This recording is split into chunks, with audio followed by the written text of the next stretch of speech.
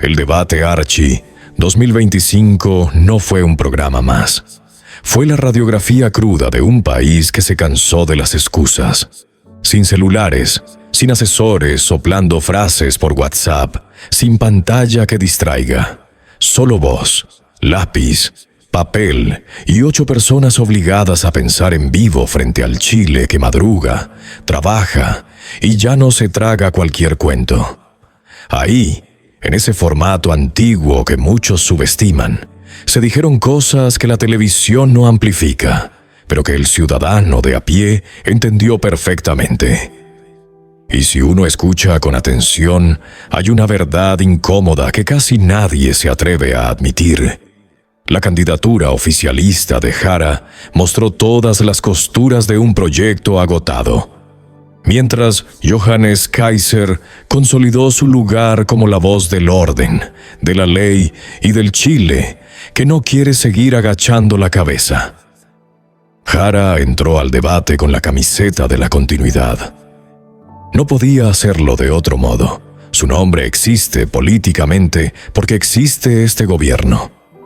Su relato es el de las certezas, del Estado fuerte, de un país que necesita seguridad social, derechos garantizados y políticas públicas serias. En abstracto suena bien. En los papeles cualquiera podría asentir, pero el problema no se discute en PowerPoint. Se discute en la vida diaria. Cada vez que Jara habla de certezas, el auditor recuerda su propia incertidumbre. Cada vez que promete un Estado fuerte, el auditor recuerda ese mismo Estado ausente cuando le roban el auto, cuando espera en el hospital, cuando ve cómo sus impuestos terminan en fundaciones inventadas. Jara no solo tiene que explicar lo que quiere hacer, tiene que justificar lo que no se hizo en estos años. Y se nota. Cuando le preguntan por seguridad, habla de programas, coordinaciones, esfuerzos. Pero la gente no escucha programas, escucha sirenas. Cuando le preguntan por economía, habla de protección, de ayudas, de políticas públicas. La gente oye inflación, sueldos estancados, emprendimientos asfixiados por trámites. Es una candidata que le habla a un país teórico, mientras el país real escucha desde la cabina de una micro, desde un taxi, desde una feria. Su debilidad central quedó al desnudo. No puede criticar de verdad al gobierno que la sostiene. No puede decir, esto estuvo mal, lo haré distinto, porque su base política no se lo permite. Está atrapada entre la lealtad y la evidencia. Entonces recurre al lenguaje burocrático, a las palabras suaves, a los diagnósticos que nadie niega, pero que tampoco cambian nada. Es la candidata de un sistema que se sigue justificando, mientras el ciudadano siente que cada año está más solo frente al desorden. Al mismo tiempo, en otro micrófono, Kaiser aprovecha exactamente ese vacío. Él no tiene que defender nada de lo que este gobierno hizo. No tiene que disfrazar errores como aprendizajes. No debe hacer equilibrio entre la verdad y el cuidar al compañero. Puede ir directo al punto. El Estado ha renunciado a ejercer autoridad donde más se necesita. Lo dice con crudeza, con poca cosmética, con frases que incomodan hasta los paneles, pero que encajan como guante en la rabia de mucha gente. El bloque de violencia, educación y liceos emblemáticos fue una de las escenas más reveladoras. Mientras algunos candidatos usan eufemismos para hablar de bombas Molotov, encapuchados y liceos tomados, Kaiser pone la palabra delito sobre la mesa sin tartamudear. No compra el discurso de la comprensión abstracta al estudiante que lanza fuego. Va un paso más allá y apunta al adulto que está detrás, al partido, a la organización que usa a menores como escudo. Ese giro es clave. No se queda solo en castigar al que tira la piedra. Promete perseguir a quien organiza la escena. Para la familia que teme por su hijo en un liceo, ese matiz es enorme. Del otro lado, Jara tropieza en ese terreno.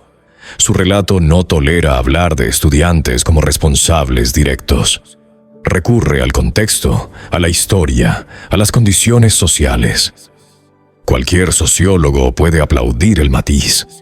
Cualquier padre que ve videos de alumnos con armas o bombas no quiere teoría, quiere protección. Ahí se marca una brecha moral, la que hay entre un Estado que parece más preocupado de no estigmatizar que de garantizar orden, y un candidato que dice explícitamente que la prioridad es la ley, no la excusa. Nos puede gustar o no, pero el contraste existe y el auditor lo percibe. Otro momento poco comentado, pero cargado de simbolismo, fue el roce con la prensa. Candidatos que se irritan con repreguntas, que miran a los periodistas como adversarios, que confunden incomodidad con ataque. Y en medio de eso, Kaiser lanza una idea que no cuadra con la caricatura de enemigo de la prensa. Dice que el periodismo es necesario, pero que debe sincerar su posición. No promete medios obedientes, ni periodistas alineados. Promete medios honestos en su postura. Diga usted desde dónde habla, y que el público decida. Es en resumen su sugerencia. Eso toca un nervio que la clase política subestima. El chileno no es tonto. Sabe que casi ningún medio es neutral. Lo que le molesta no es que tengan opinión, sino que la escondan detrás de una supuesta objetividad. Kaiser le pone palabras a esa molestia. Sus críticos dirán que es oportunismo. Sus seguidores dirán que es coherencia. Lo relevante es que lo hace en la cancha de la radio, frente a los propios periodistas, en un debate donde ningún asesor puede editar en vivo. Mientras tanto, Jara intenta surfear las preguntas sin enemistarse con nadie. Habla bien, se maneja, conoce cifras, tiene lenguaje técnico, pero no emociona. Y en un país desgastado, la técnica sin emoción se escucha como ruido de fondo. Lo que antes era un plus, sonar moderada, razonable, institucional, hoy puede ser percibido como lejanía. Kaiser, en cambio, suena como alguien que ya se cansó de esa moderación y está dispuesto a poner el pie en la puerta. El otro elemento que juega a su favor es que no carga la culpa de estos años. Jara representa al gobierno que prometió superar el modelo y terminó gestionando la misma realidad con más conflicto y menos confianza. Kaiser representa para sus seguidores la ruptura con una élite política que los mira con sospechas y se dicen patriotas, si exigen orden, si hablan de méritos sin apellidos. Eso se vio en cada intervención en que apareció la palabra Chile. Para unos es una abstracción jurídica. Para él, una casa que hay que defender. La figura de Kaiser se fortalece precisamente ahí donde Jara es más débil. Ella habla de Estado fuerte, pero encarna un Estado fatigado, lento, capturado. Él habla de autoridad sin complejos. En un país que siente que el abuso está suelto, eso pesa. Ella insiste en certezas. El país le devolvió 3 años de incertidumbre. Él insiste en poner la ley por encima de la política, y muchos sienten que la política lleva demasiado tiempo por encima de la ley. Este primer bloque del debate Archie deja una sensación clara. Quien llegó a defender al gobierno se quedó sin relato convincente. Quien llegó a denunciar a la clase política encontró terreno fértil. No porque Chile se haya vuelto fan de nadie de la noche a la mañana, sino porque la paciencia con el estado actual de las cosas se agotó hace rato. Cuando eso pasa, la continuidad suena a derrota, y la ruptura empieza a sonar a oportunidad. Y en ese terreno, Johannes Kaiser ha aprendido a caminar. Si el primer impacto del debate Archie fue mostrar la debilidad de Jara frente a un país cansado, El segundo fue desnudar la crisis interna de la derecha. Porque mientras el oficialismo intenta defender un gobierno impopular, en el otro lado del tablero no hay una derecha. Hay tres derechas, tres estilos, tres lecturas del mismo hartazgo. Kast, Mattei y Kaiser no solo compiten por votos, compiten por el derecho a decir: yo represento al Chile que no quiere más esta decadencia. José Antonio Kast llega al Archi con un capital que no se puede negar.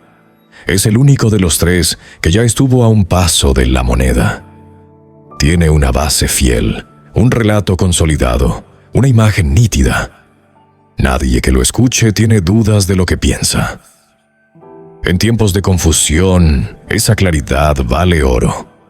Kast es convicción sin maquillaje, y eso, para miles de personas, sigue siendo un refugio. Representa a quienes creen que la izquierda destruyó todo lo que funcionaba, que el progresismo se volvió una religión sin Dios, pero con dogmas, y que este país necesita mano firme para recuperar lo básico: orden, respeto, trabajo.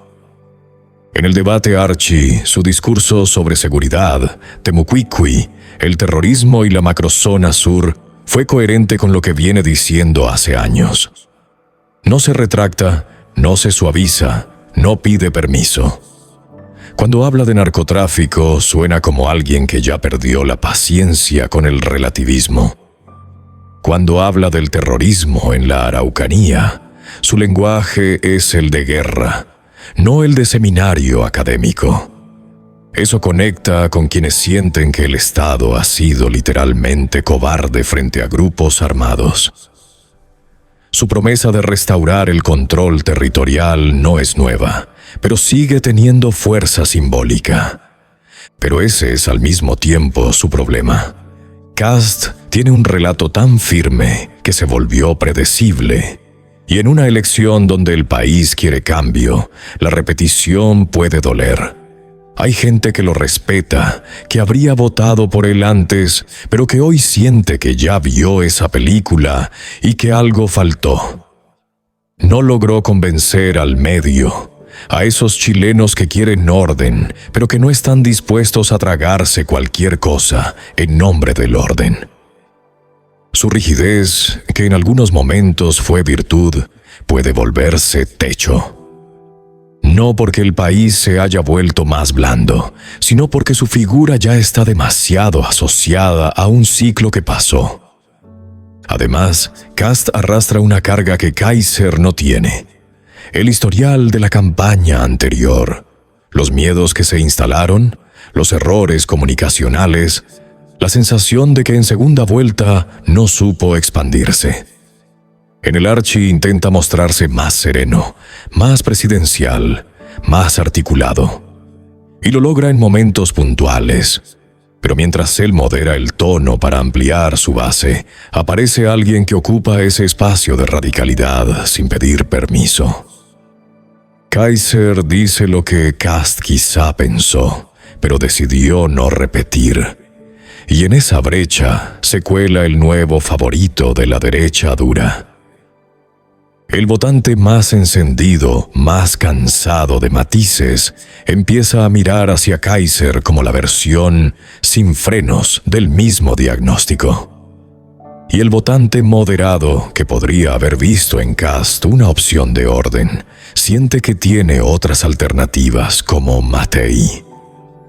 Resultado: su base se fragmenta por dos lados. El terremoto hace que su suelo firme ya no sea suficiente para llegar a la meta. Evelyn Mattei, por su parte, juega un partido distinto. No llega a incendiar, llega a ordenar. Su promesa no es épica, es práctica. Ella no promete refundar Chile, promete que Chile funcione. En el Archi lo repite con claridad: hacer la pega bien. Habla de experiencia, de saber armar equipo, de entender cómo se maneja el Estado de verdad. No vende una revolución, vende un país que deja de perder el tiempo. Ese mensaje no es menor. En un país extenuado por el conflicto permanente, la figura de alguien que toma decisiones, que corta, que despide al que no sirve y que premia al que trabaja, resulta atractiva para el Chile, que madruga, paga impuestos y no milita. Para esos chilenos, la experiencia no es un pecado, es un alivio. Matei se presenta como la adulta, en una sala de adolescentes gritándose consignas. Ordena, pide resultados, exige seriedad. Es la jefa que llega a una oficina en caos y empieza a preguntar quién hace qué y por qué. Su fortaleza está exactamente ahí, en la sensación de que no experimentará con el país, de que no llega a improvisar, de que no se le va a quedar grande el puesto. Y eso frente a una izquierda que jugó a la novedad y se estrelló contra la realidad, es atractivo. Pero su debilidad es igual de evidente. Simboliza a la élite política tradicional. Lleva décadas en cargos, en primera línea, en el corazón de la misma clase dirigente a la que muchos hoy culpan de la decadencia. Esa biografía la hace creíble como gestora, pero sospechosa como agente de cambio. ¿Puede alguien que fue parte del sistema corregir el sistema que no corrigió antes? ¿Puede alguien que compartió gabinete, mesas de negociación, acuerdos y silencios representar de verdad la ruptura que muchos desean? Para una parte del país, la respuesta es sí. Prefieren estabilidad con ajustes. Para otra parte, la respuesta es no. Creen que la casa está tan dañada que no basta con cambiar muebles, hay que revisar los cimientos. En el debate Archie, Matei trató de moverse en esa cuerda floja. Mostró firmeza sin gritos, habló de seguridad y responsabilidad fiscal. Se distanció del desorden sin perder compostura. Pero mientras ella hace equilibrio, el terreno debajo de sus pies se desplaza. Le hablan a un país que cambió. La paciencia con el "ya sabemos gobernar" se acabó. Y aparece Kaiser como la personificación de ese hartazgo, convertido en voluntad de poder. El contraste entre los tres se vuelve nítido cuando se escucha con atención la manera en que hablan de Chile. Kast apela al orgullo herido, a la patria que fue fuerte y se dejó debilitar por culpa de la izquierda y las élites blandas. Matei apela al sentido común, al país normal que quiere trabajar en paz, sin gritos, sin extremos, con instituciones que hagan su trabajo. Kaiser apela a algo más visceral, la idea de que Chile ha sido entregado, troceado, manejado por minorías organizadas y por una clase política que usa al país como laboratorio ideológico. En esa trilogía, ¿quién tiene ventaja en este momento? Kast conserva a los convencidos, pero le cuesta expandirse. Matei convence a los que aún creen en el sistema, pero ese grupo se encoge. Kaiser seduce a los que ya no creen en nada, pero están dispuestos a creer en alguien que les devuelva el orgullo y el control. Ese es el punto clave. Kaiser no es solo el candidato del orden, es el candidato del recuperar lo nuestro. Y si algo deja claro este debate, es que a Chile no le falta corazón. Le falta que lo defiendan de verdad. Suscríbete si no estás dispuesto a ver cómo tu país se sigue perdiendo en manos de los mismos de siempre. Si crees en un Chile con ley pareja, trabajo que rinde y bandera en alto. Comparte este video con quienes ya se cansaron del cuento y quieren entender lo que realmente está pasando, porque los cambios no los hacen los que miran desde la galería, los hacen los que se ponen de pie. Cuando los que aman su país empiezan a hablar sin miedo, ningún poder puede tapar esa voz. Chile sin maquillaje sigue. Continuamos. Lo que el Archie dejó claro es que la derecha vive su propia guerra interna. No es evidente, no se grita en el estudio, pero está ahí. Cada vez que Cast endurece su discurso, le hablas a un sector que ahora también está escuchando a Kaiser. Cada vez que Mattei promete experiencia y gestión, le habla a un centro que podría ver en Kaiser una mezcla peligrosa pero necesaria de fuerza y claridad. Y cada vez que Jara repite el guión del gobierno, pierde contacto con un electorado que mira esta batalla y se pregunta quién será capaz de frenar la pendiente. No se trata solo de estilos, se trata de horizontes. Cast ofrece restauración, Mattei ofrece reparación. Kaiser ofrece ruptura controlada, seguir siendo Chile, pero otro Chile, con fronteras marcadas, ley pareja, respeto por la autoridad y orgullo por la patria. Es una mezcla de nostalgia y futuro que encaja con un país que siente que perdió algo esencial y quiere recuperarlo, pero no sabe cómo. En medio de esa pugna, un dato político pasó casi desapercibido. Cast dejó entrever que pase lo que pase, apoyará a quien represente la alternativa al oficialismo, sea Kaiser, Mattei o Parisi. Eso dibuja un escenario posible en segunda vuelta. Una derecha que se reagrupa detrás de quien logre sobrevivir al terremoto interno. Y ahí, de nuevo, Kaiser asoma como el nombre que más crece. Porque Cast ya cargó su propia derrota, y Mattei carga la derrota global del sistema. Kaiser, en cambio, carga expectativas, no decepciones. Y por eso, a pesar de sus defectos, de sus excesos, de sus frases polémicas, hoy aparece ante muchos como la opción más fuerte. No porque sea perfecto, sino porque no está atado al fracaso acumulado. Este segundo bloque del Archi no solo mostró 3 proyectos, mostró 3 épocas. Cast es la memoria de una derecha que se negó a pedir perdón por existir. Mattei, la versión racional de esa derecha que quiso ser presentable, dialogante, moderna. Kaiser, la mutación que surge cuando ambas versiones se desgastan frente a un Chile que ya no aguanta discursos, sino que exige que alguien ponga el cuerpo por lo que dice defender. El mapa que queda después del debate es más claro y más crudo. Si el oficialismo insiste en defender lo indefendible, la verdadera batalla no será entre izquierda y derecha, sino dentro de la derecha misma.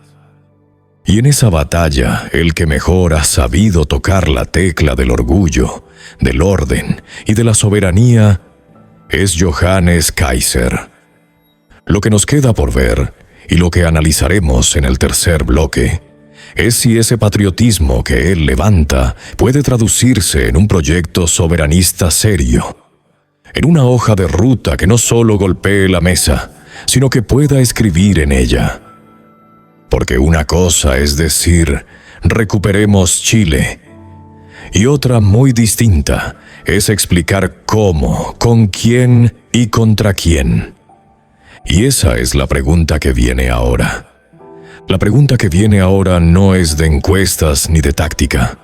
Es más simple y más dura.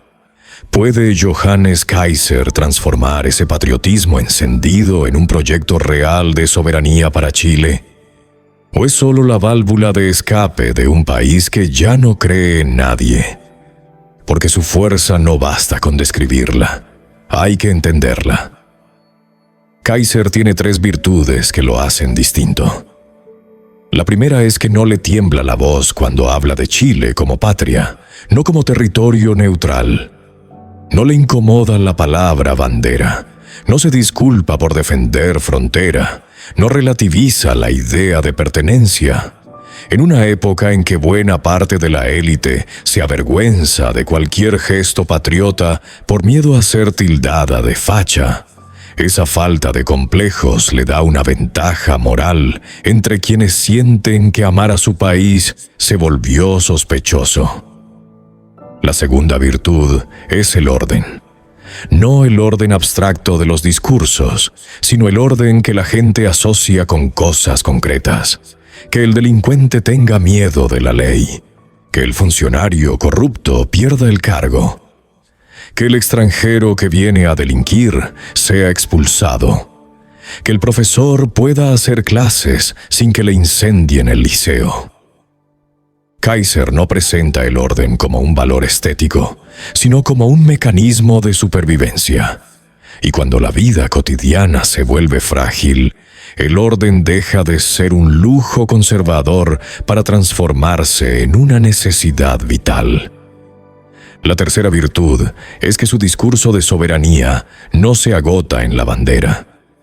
Habla de soberanía jurídica, ley por encima de la clase política, de soberanía territorial, el Estado reocupando espacios entregados al narco o a grupos armados, y de soberanía cultural, recuperar el derecho a decir lo que se piensa sin ser cancelado por una minoría ruidosa. Para muchos, eso es exactamente lo que sienten que perdieron: el control de sus barrios, de su estado, de su manera de pensar. Pero sería un error creer que no tiene debilidades. Las tiene, y son importantes. La primera es el temor al exceso. Hay chilenos que comparten su diagnóstico, que quieren frontera firme, ley que se cumple, Estado sin militantes, y que sin embargo dudan de si Kaiser sabrá poner freno a los suyos cuando corresponda. Les preocupa que la legítima defensa de la autoridad derive en arbitrariedad, que el Estado fuerte se vuelva Estado ciego. Esa duda no se despeja con discursos, se despeja con señales claras de respeto a la institucionalidad y al debido proceso. La segunda debilidad es la falta de experiencia de gobierno. Gobernar un país no es lo mismo que ganar un debate. No basta con tener razón en la crítica. Hay que tener equipo, cuadros, capacidad de aterrizar lo que se promete. La gente lo sabe. Por eso, junto a la esperanza, hay una pregunta: ¿con quién gobernaría?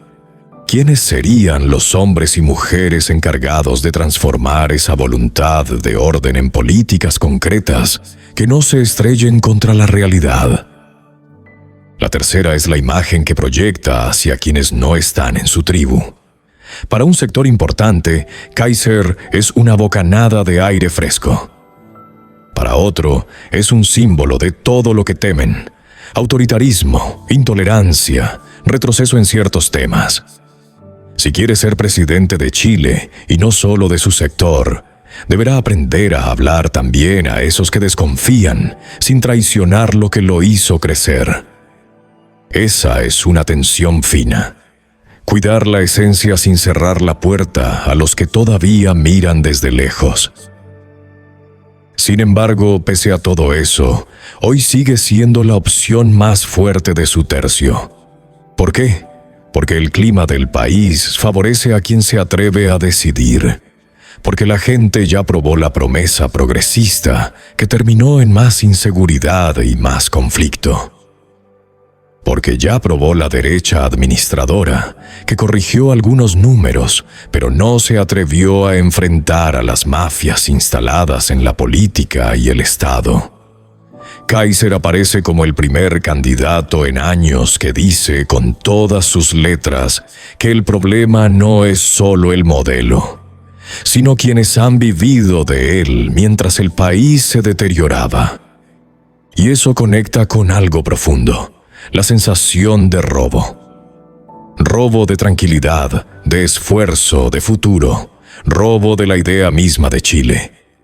En esa herida, el mensaje de recuperar la patria deja de ser consigna y se vuelve consuelo. Para alguien que siente que ya perdió demasiado, arriesgarse por alguien que promete defender lo que queda parece menos peligroso que seguir como estamos. En este punto del análisis, vale detenerse un segundo y hablarte a ti directamente. Porque todo esto no se trata solo de ellos, se trata de nosotros. Entre tanta confusión, hay algo que sigue claro.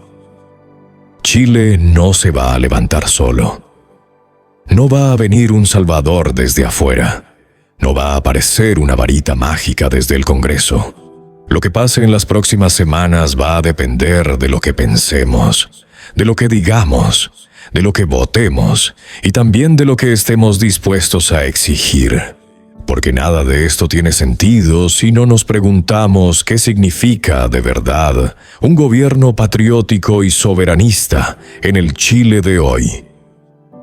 Un patriotismo vacío, de himno y cadena nacional, no sirve. El patriotismo del que habla la gente que está detrás de Kaiser es otro. El de pagar menos por la mentira y más por la verdad. Es el de un Estado que protege primero a su gente antes que a las organizaciones que lo parasitan. Es el de una política exterior que ponga a Chile por delante de los aplausos internacionales. Es el de una educación que enseña a amar al país sin reescribir su historia para ajustarla a la moda ideológica de turno. La soberanía, por su parte, tiene varios niveles. No es solo hablar de banderas en La Haya, ni de tratados de libre comercio. Es recuperar la soberanía sobre las calles que hoy controla el narco, sobre los liceos convertidos en trincheras, sobre los territorios donde manda la bala y no el juez.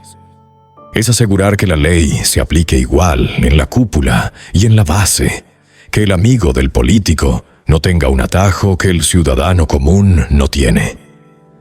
Es también recuperar la soberanía sobre la palabra, volver a hablar de familia, de mérito, de trabajo, de patria, sin pedir perdón por cada sílaba.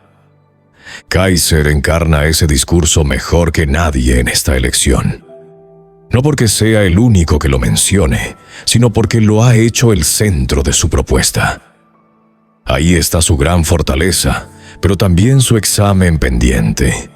Demostrar que ese patriotismo no es solo un gesto emocional, sino una brújula que oriente políticas concretas en seguridad, economía, educación, migración. Chile no necesita un gobierno que agite la bandera para tapar la ineficiencia. Necesita un gobierno que, precisamente por amar a su país, esté dispuesto a pelearse con los privilegios enquistados, con las mafias, con los operadores, con los que viven del caos. Y eso cuesta. Cuesta amistades, cuesta comodidad, cuesta popularidad. El soberanismo real no es cómodo para nadie, ni siquiera para quien lo defiende. Por eso este momento es tan importante. No estás eligiendo solo quién pasa a segunda vuelta. Estás eligiendo desde qué lógica se va a gobernar Chile en los próximos años. Desde la lógica del no se puede hacer más. Desde la lógica del mejor administrar lo que hay y no agitar las aguas. O desde la lógica de vamos a recuperar lo que nos pertenece, caiga quien caiga. No hay respuesta correcta única. Lo que hay es responsabilidad.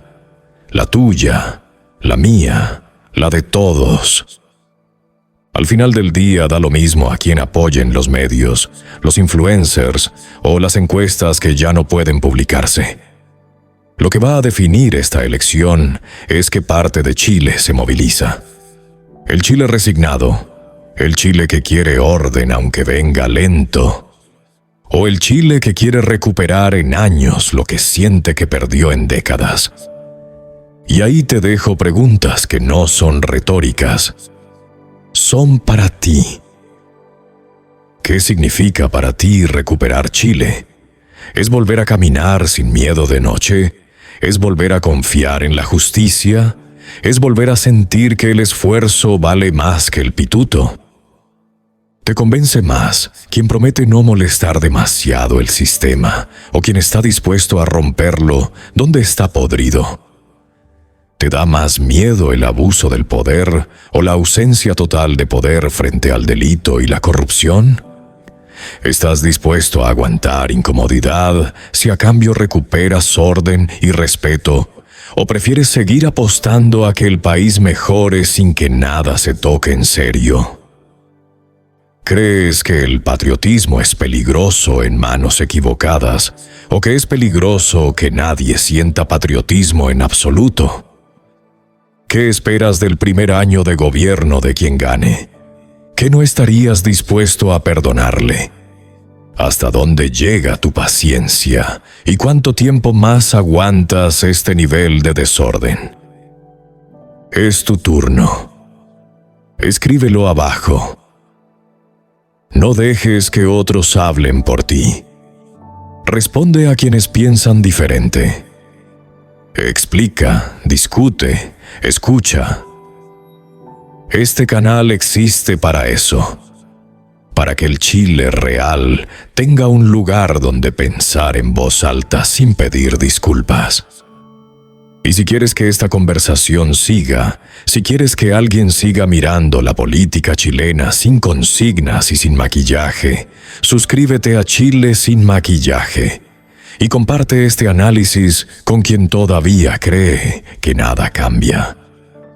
Porque la mejor forma de que este mensaje llegue lejos es que cada uno ponga un grano de arena. Cuando un país vuelve a hablar en serio, la historia se mueve. Y esta vez, te guste o no, te toca moverla a ti.